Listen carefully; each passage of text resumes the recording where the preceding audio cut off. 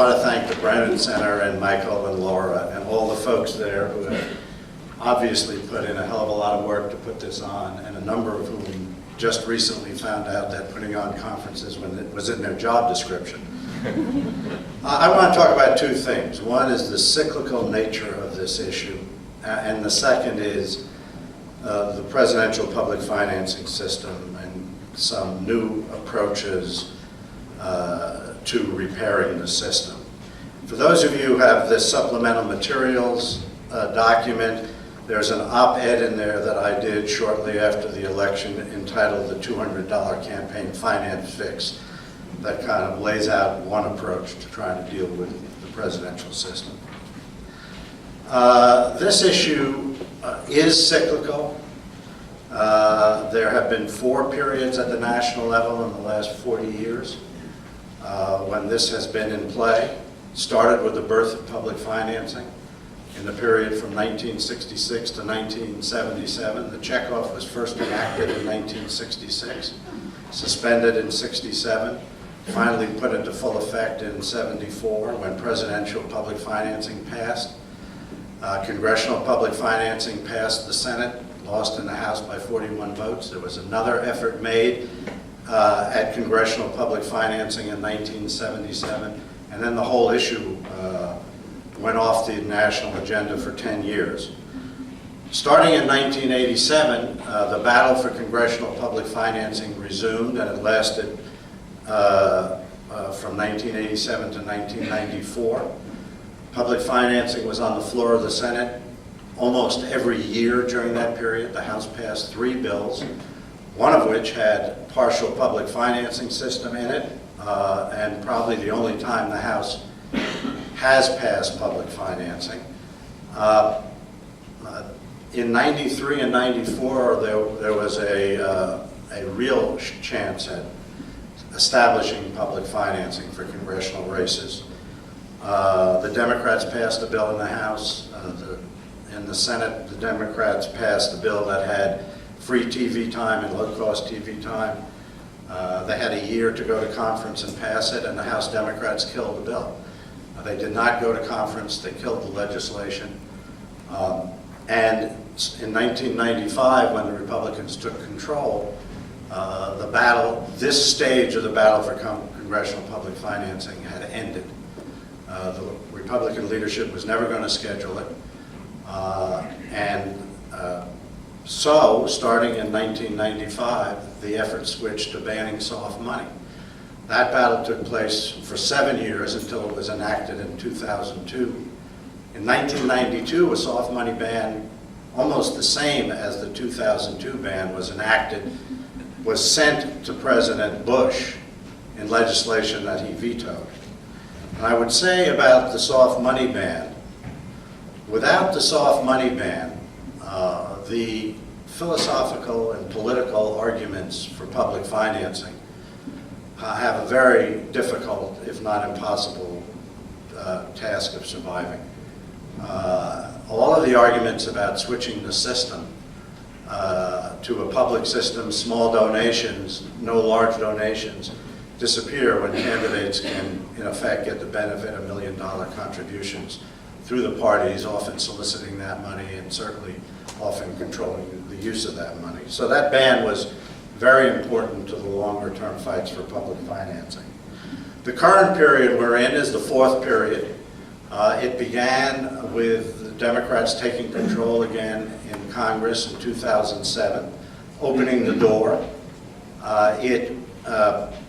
We saw the collapse of the presidential system after it had been very successful from 1976 to 2000. For 24 years, almost every candidate voluntarily used this system for their election.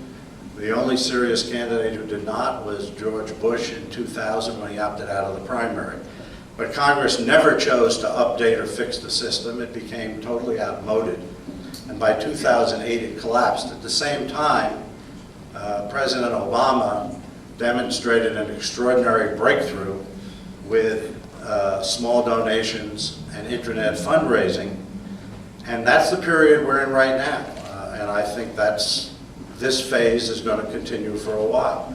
The small donor internet combination does create the potential, and right now it's potential, for revolutionizing the way campaigns are financed, for moving both candidates raising money and small donors to become the focus of campaign fundraising. Now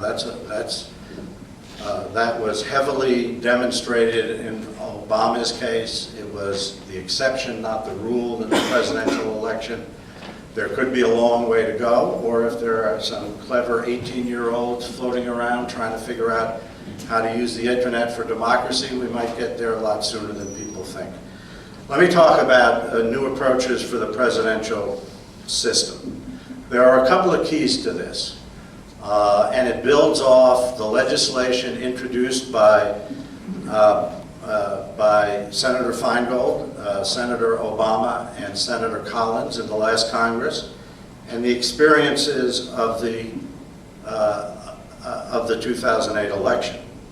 And I would note that during the 2008 campaign, President Obama, when he opted out of the public financing system for the general election, said, and I quote, that he was firmly committed to reforming the presidential public financing system as president so that it's viable in today's campaign climate. That's a quote Bob's familiar with. We've talked about it, but I am assuming that the president is going to meet that commitment.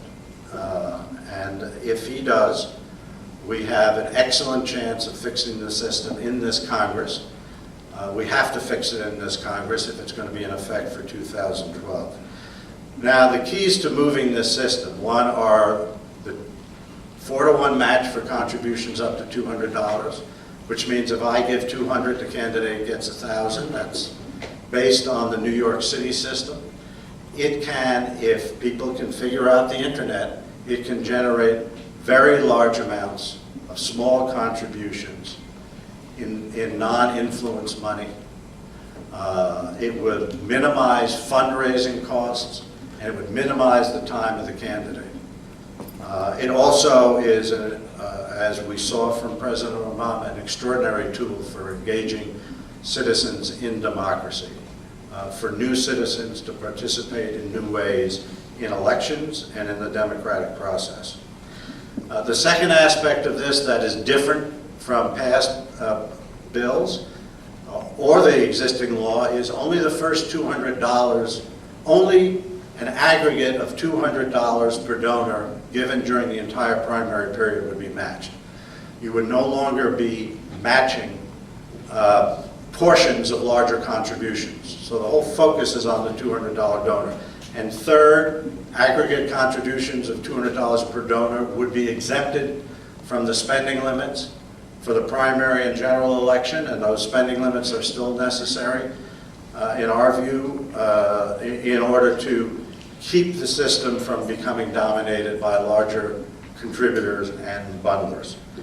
I think we're in a new cycle. I agree with Nick that this is a time period in which we can fix the presidential system, repair it to demonstrate that it worked before and will work again, and create a similar new system for congressional races. I myself take great heart from the suffragettes. They spent decades fighting for the right to vote. They never gave up, and they won, and we can do so too. Thank you very much.